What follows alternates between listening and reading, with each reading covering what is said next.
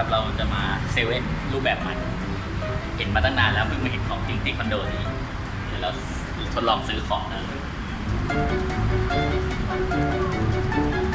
จะทดสอบซื้อของเอาน้อยตัวนี้ก่อนเลยยาฮู